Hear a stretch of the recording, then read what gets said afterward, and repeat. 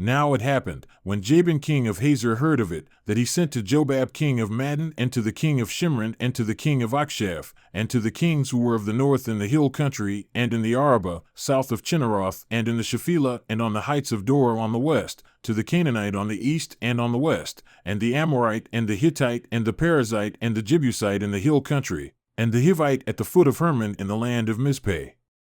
Then they came out, they and all their armies with them, as many people as the sand that is on the seashore, with very many horses and chariots. So all of these kings agreed to meet, and they came and encamped together at the waters of Merom, to fight against Israel. Then Yahweh said to Joshua, "Do not be afraid because of them, for tomorrow at this time I will give all of them over, slain, before Israel. You shall hamstring their horses and burn their chariots with fire." So Joshua and all the people of war with him came upon them suddenly by the waters of Merom, and they fell upon them. And Yahweh gave them into the hand of Israel, so that they struck them down, and they pursued them as far as Great Sidon and Misrephothmaim and the valley of Mizpeh to the east, and they struck them until there was no survivor remaining for them. And Joshua did to them as Yahweh had said to him. He hamstrung their horses and burned their chariots with fire. Then Joshua turned back at that time and captured Hazor and struck its king with the sword, for Hazor formerly was the head of all these kingdoms. And they struck every person who was in it with the edge of the sword, devoting them to destruction. There was no one left who breathed. And he burned Hazor with fire.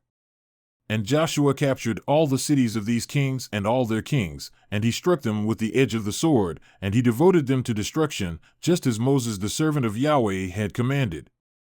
However, Israel did not burn any cities that stood on their mounds, except Hazor alone, which Joshua burned.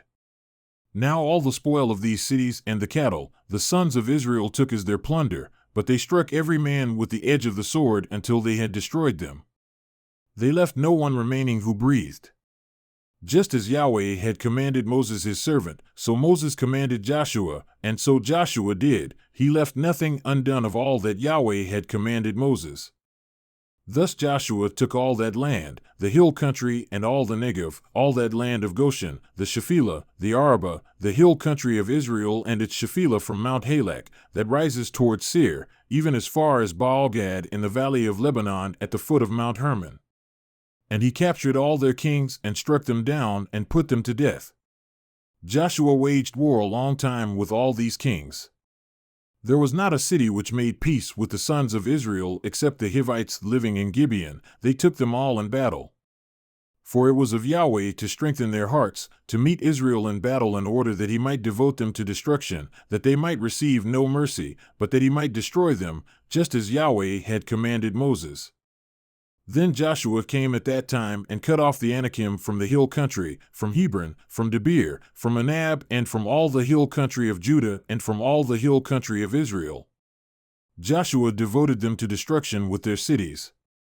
There were no Anakim left in the land of the sons of Israel, only in Gaza, in Gath, and in Ashdod some remained. So Joshua took the whole land, according to all that Yahweh had spoken to Moses, and Joshua gave it for an inheritance to Israel according to their divisions by their tribes. Thus the land was quiet from war.